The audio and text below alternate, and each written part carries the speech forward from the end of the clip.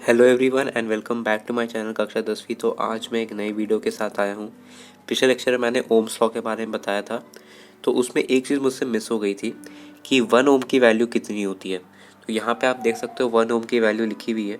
1 ohm is equal to 1 volt by 1 ampere. और मैं ओम का सिंबल या डिनोशन भी बताना भूल गया था। तो अगर हमें 1 ओम लिखना होता तो हम लोग उसको ऐसे भी लिख सकते हैं। ठीक है, तो हम लोग उसको ऐसे भी लिख सकते हैं, ऐसे। ठीक, तो 1 ओम हम लोग ऐसे भी लिख सकते हैं। तो ये 1 ओम का सिंबल है। तो मैं ये चीज़ बताना भूल गया था, तो आप इसको लिख लेना। अब हम लोग बढ़ते हैं दूसरे टॉपिक की ओर कि रेजिस्टेंस किसी कंडक्टर का किन फैक्टर्स पर डिपेंड करता है। तो इस पर थोड़ा लंबा लिखा है, मैं आपको ईजिली समझा देता हूँ। ये ब्लू बॉक्स आप लोग देख रहे हो, इसमें फिर से प्रोपोर्शनल टू साइन का यूज़ किया गया है। तो यहाँ पे पहले में लिखा गया है R is proportional to L, then R is proportional to L by A. ठीक है, तो इससे हम लोग ये भी डिराइव कर सकते हैं कि R is inversely proportional to A. अब यहाँ पे आर एल और ए क्या है, तो मैं लिख देता हूँ यहाँ पे आर एल और ए क्या है। आर है यहाँ पे रेजिस्टेंस,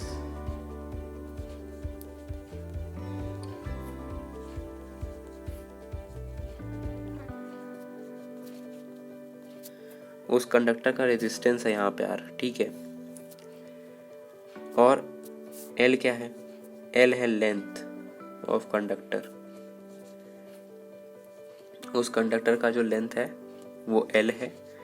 और ए एरिया ऑफ क्रॉस सेक्शन है। अब मैंने क्रॉस सेक्शन के बारे में आपको पिछले लेक्चर में बताया हुआ है, इसके पिछले लेक्चर में, कि ये क्रॉस सेक्शन होता क्या है। तो क्रॉस सेक्शन एरिया होता है जहाँ से कुछ फ्लो हो रहा हो। अब मैं बताता हूँ, फिर से बता देता हूँ आपको कि क्रॉस सेक्शन एरिया क्या होता है।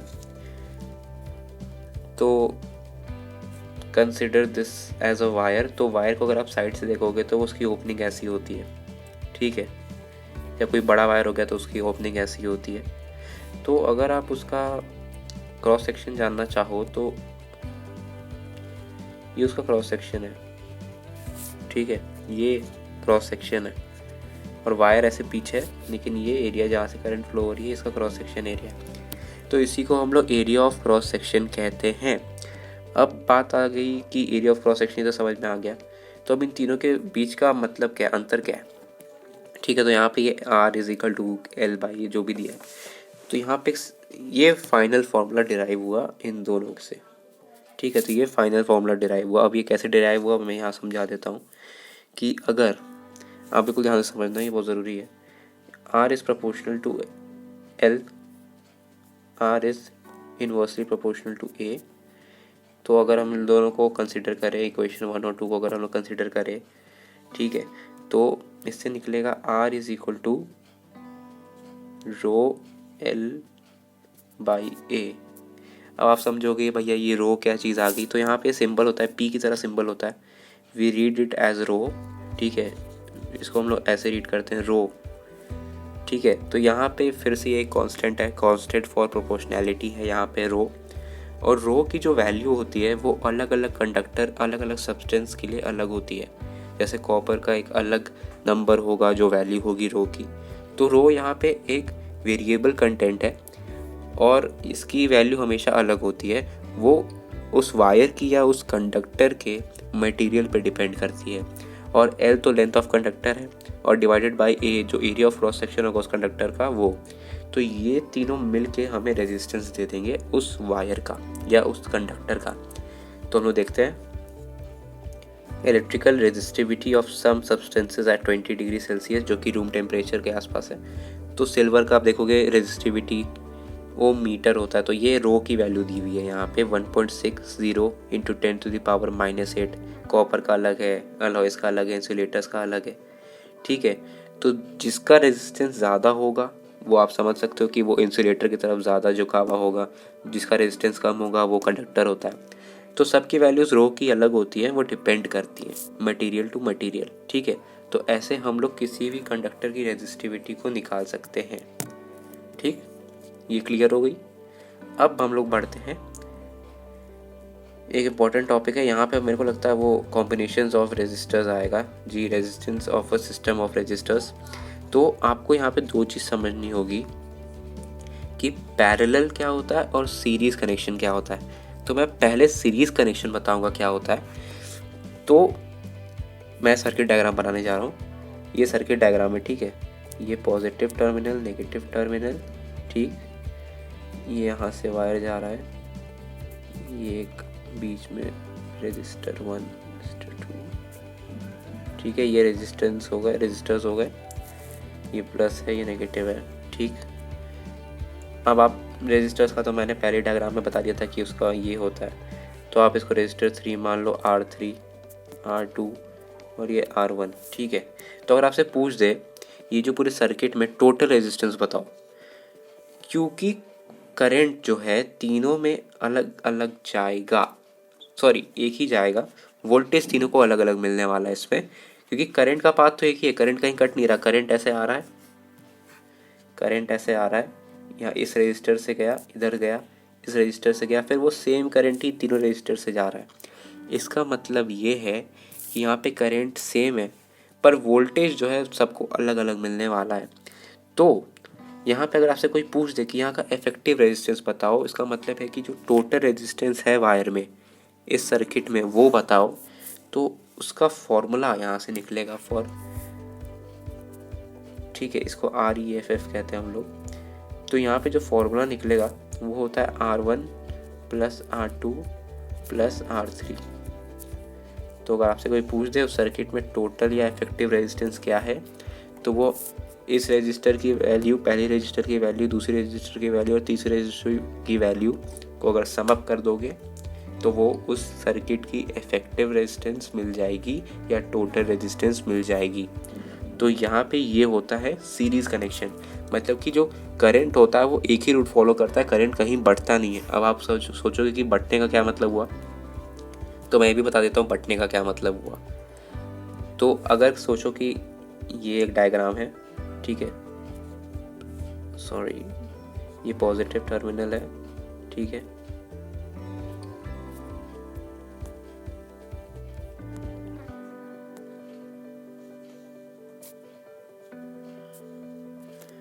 तब आप यहाँ देखो, अगर आप ध्यान से देख पा रहे होगे, यहाँ पे मैंने 3 वायर्स बनाई हैं, ठीक है, यहाँ पे 3 वायर्स हैं।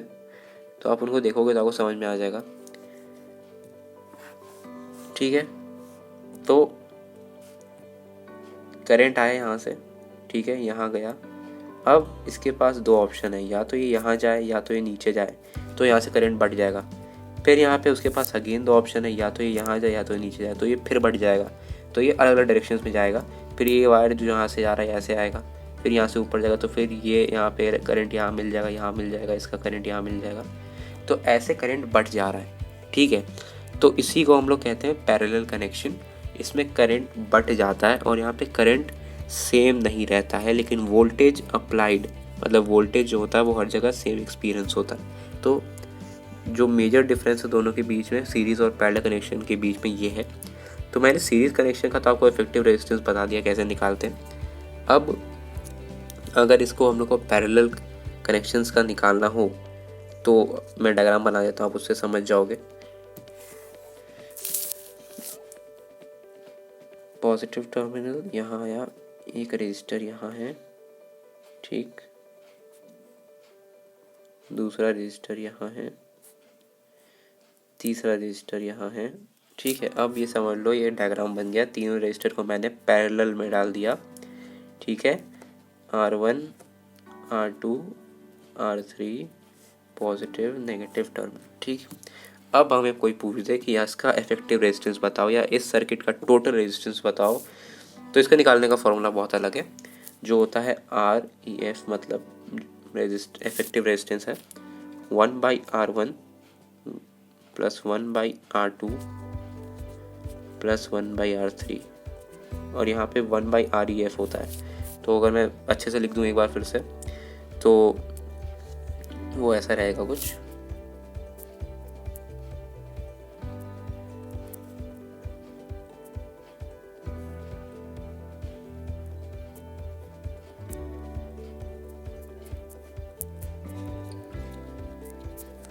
तो ये हो गया इफेक्टिव रेजिस्टेंस पैरेलल में अगर कोई रेजिस्टर को हम लोग कनेक्ट करते हैं तो ये पैरेलल में हो गया इफेक्टिव रेजिस्टेंस किसी भी रेजिस्टर का अगर वो कनेक्टेड रहता है। तो ये पैरेलल के लिए है, 1 effective resistance of that parallel is equal to 1/R1 plus 1/R2 plus 1/R3, ठीक है।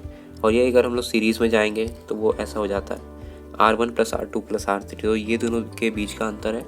और सीरीज़ और पैरेलल के बीच का मैंने अंतर आपको बता ही दिया कि सीरीज़ में करंट बदलता रहता है, मतलब करंट की वैल्यू हर जगह सेम नहीं होती है, लेकिन जो वोल्ट की वैल्यू होती है वो सेम रहती है।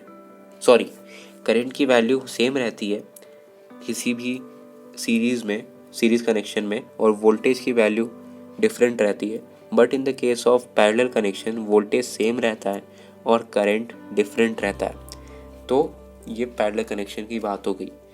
अब आगे की जो टॉपिक्स हैं वो मैं आपको बाद में समझाऊंगा, जैसे कि अभी एक हीटिंग इफेक्ट होगा, तो वो मैं आपको अगले लेक्चर में समझाऊंगा। So thank you for watching my video and do like, share and subscribe. Thank you once again, and we'll meet you in the next video.